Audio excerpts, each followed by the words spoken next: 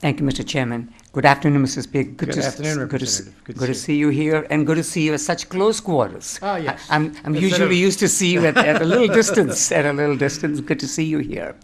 And I want to thank you for your leadership in the Moore Commission. I had the good fortune, the opportunity to serve on that a few years ago. And it was a learning experience for me. I just come into the building, but from what we gleaned from that and the recommendations are obviously the best interest of the state.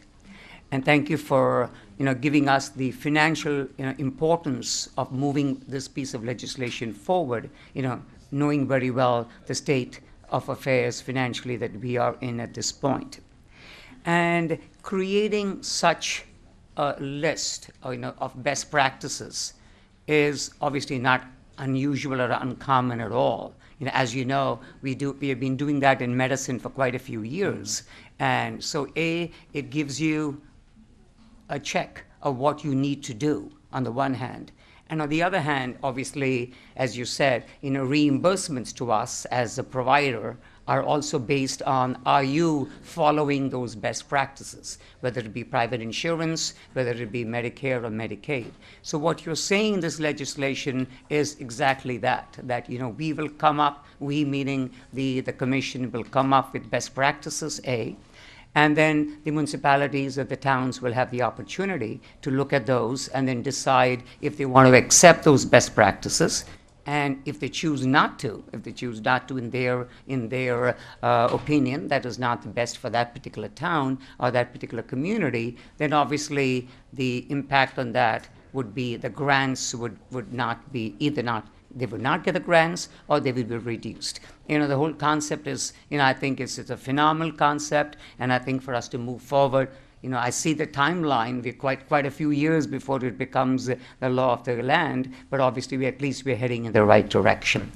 Having said that, my question to you is, what recourse would a town or a municipality have if in their opinion, in their legal counsel opinion, whatever it is, they do not feel, and they definitely do not feel that. It's not a question of just having to disagree with the state. That's not the reason. They honestly feel that this best practice that we have outlined as a state body is not applicable to them, and hence it would not be fair that their resources be cut just because we at the state said so. These are the best practices. What recourse would they have? Well, that's to be determined, and I think it goes to Representative Santiago's question earlier. I think that in any scenario where you implement this kind of approach, you have to be able to build in the exceptions to the rule. We have to recognize that it's not necessarily the case that one size would fit all, and so we need to be able to build in some flexibility for those scenarios where that would be the case. For example, we did this in June when we passed the budget. We passed the SB1 legislation that took sales tax money and gave it back to the towns in a number of forms, but gave additional funds to all of our towns.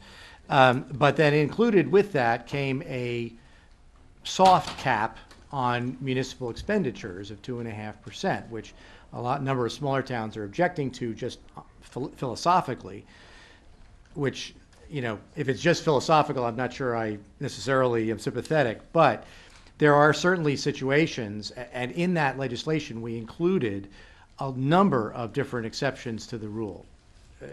Different scenarios that would apply differently depending upon the town, whether it's a question of bond authorizations, a special bond authorization to build a new school, for example, that increased the budget, other emergency circumstances, those kinds of things. Clearly, you have to work flexibility into any formula that you do to reflect the kinds of things you're describing. Thank you, Mr. Speaker. Thank you, Mr. Chair.